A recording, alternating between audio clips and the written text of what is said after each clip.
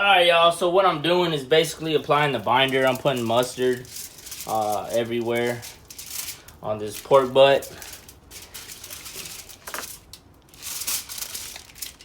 And then after that, I'm going to season it with salt, pepper, half salt, half pepper, and a little bit of paprika for color. So I'm not at my home right now. I'm at my father's house where I keep my big pit at. Alright, so since we're going to cook it fat side up, we're going to start on the non-presentation side first, seasoning it. So with this, I'm just going to go buck wild with seasoning because when I'm done, it's going to be all mixed together. So it's really not going to matter.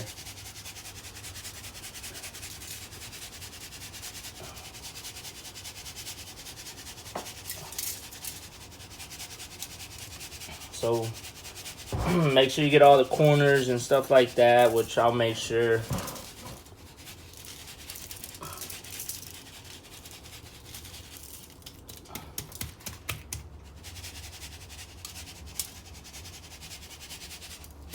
Here and there, shaking the cup or the whatever you have to hold the seasoning in. Make sure it's getting mixed around. I got one side, one hand clean, one dirty hand. So the dirty hand is always touching the meat. The other one is staying clean of that.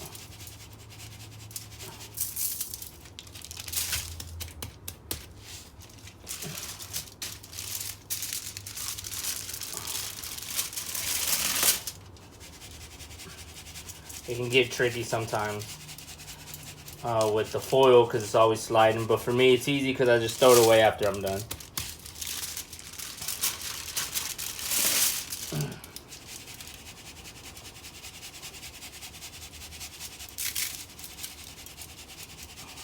Right now, the fire's getting ready. So I do that before I season it, so I'm able to manage my time well.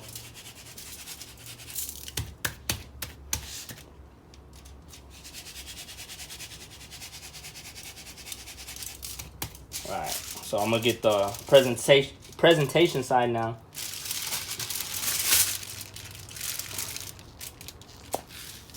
So the knife can help me out. Alright.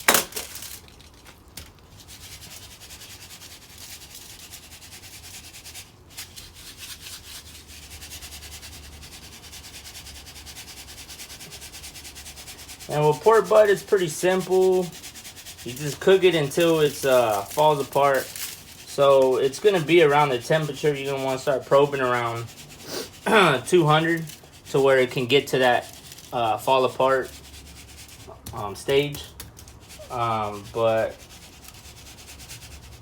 what I'm going to do is cook it. This is 8-pound pork butt. I'm going to cook it for about I don't know. I'm going to cook it till it gets around, I'll probably wrap it at like 165 or so, 170. So anyway, so let me get this on the pit. It looks like it's about done seasoned. And then we'll get this thing smoking. I'll be back. Alright guys, so I'm going to put it on here, the pit. I'm gonna do it fat side up. There's not a particular way as far as like angle I'm gonna put it. It's squared pretty much, and so it's good the way it is. I got my hot water pan right there. Just keep moisture in there. I got one down below to catch the drippings, and I got my Thermo Pro right here that's gonna monitor the temp inside here.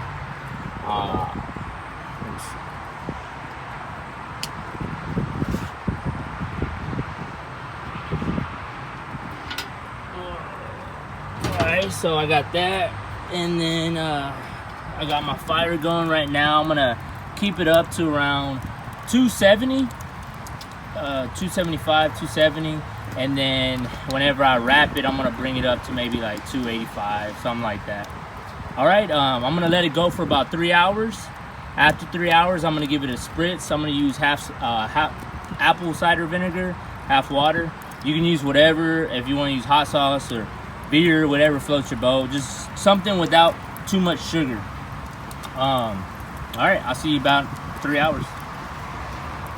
All right, guys, one thing I wanted to mention is fire management. One of the most important things about smoking or barbecuing is making sure that you're outside monitoring your temps. You want to make sure that your temps aren't going from, let's say, 250 to 300 all the time, just flip-flopping. You want to make sure you keep it in, I would say, a 10-degree varies or so. It's gonna make the quality of your food taste better, the texture, everything. It'll come out a lot better. It takes practice in order to get it pretty good. But I mean, if you love barbecuing, if you love the craft, if you enjoy being outside doing it, it'll be something that you learn quick. Another thing is that the size of wood, depending on your smoker, you're not gonna put a big log on this smoker. It doesn't make sense. You're gonna get too much smoke, dirty smoke probably. You wanna make sure you use the right wood for the right smoker. So for this one, this is the Old Country Brazos. I'm using around this size wood or so. Nothing too big. Another thing that you might wanna look into investing is like a shovel or something that you can get the ashes out, or move around wood if you need to, or some gloves, of course. So that's very important. Just wanted to mention that. All right, it's been 3 hours. Let's check out that butt. It's starting to form a crust. It's looking nice. So what I'm gonna do is, let's see. All right, so I got a nice feathery spritz. That's what you want. You don't want that mist. Sometimes you do the mist, it's gonna evaporate before it gets to the meat. Maybe it won't, maybe it won't, or not. Maybe it will be all right, but I'm just gonna do the feathery one.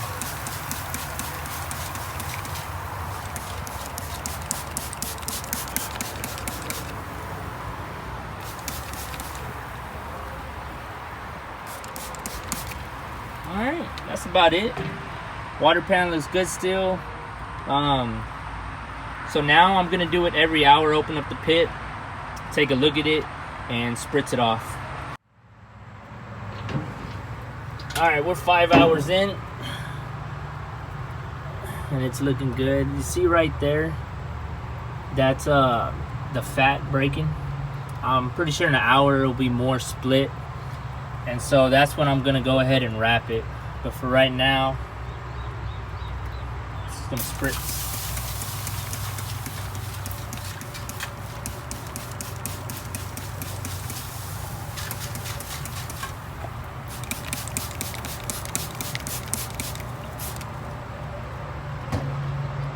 So we'll see this in an hour, and we'll probably wrap it.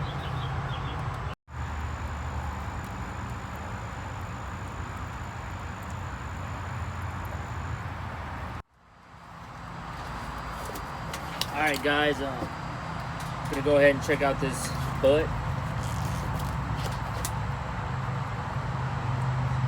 It's been about 7 hours now, and let's see how it looks.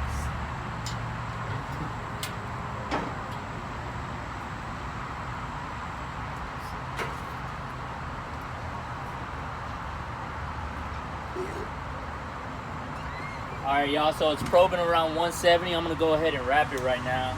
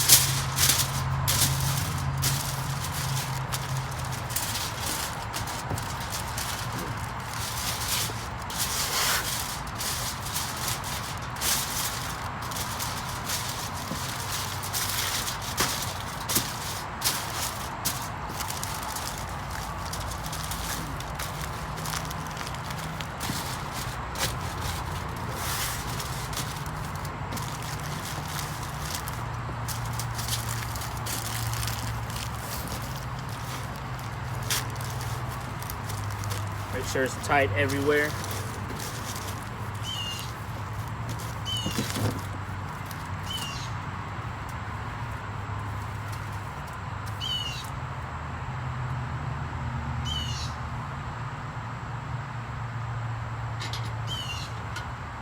Alright, so we're gonna keep on pushing it. In about an hour and a half, I'm gonna check it, see how tender it is, and then we'll go from there.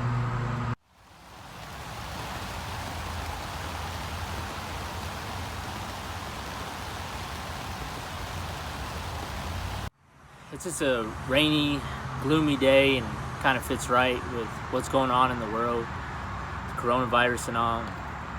A lot of businesses are shutting down and not able to serve, which is good because of safety.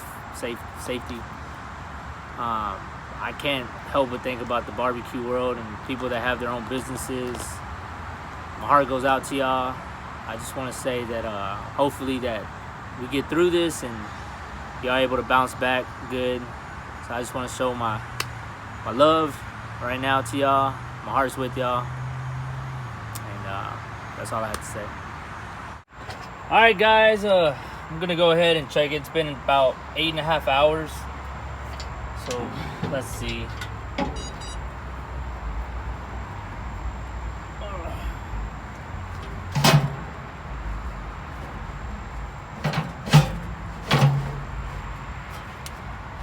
And I'm guessing it should be done already.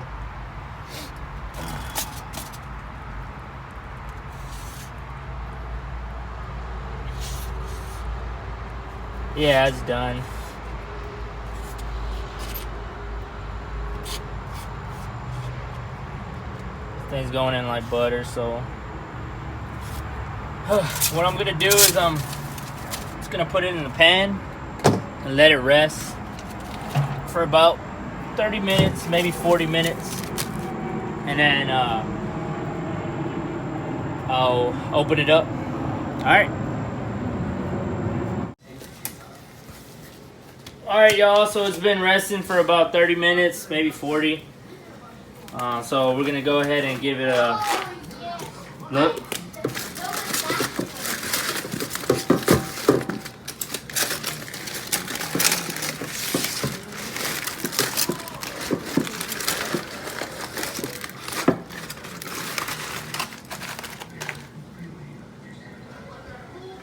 Alright, so where's that bone? So this is the bone, shoulder blade or whatever. What are you talking about? Is this just pulled it out like that. Yeah. And then what I'll do is I'll get, what do you call it, forks and spread it out that way. I got a lot of pulling to do and chopping. And right now it's still hot, but I'm going to go ahead and, I forgot to do the taste test. Or I'll let my wife do it, screw it. What do you want a part of the like crust or whatever? Yeah. Okay, so look, you got that piece right there. That looks good. Good. Tell me what you think.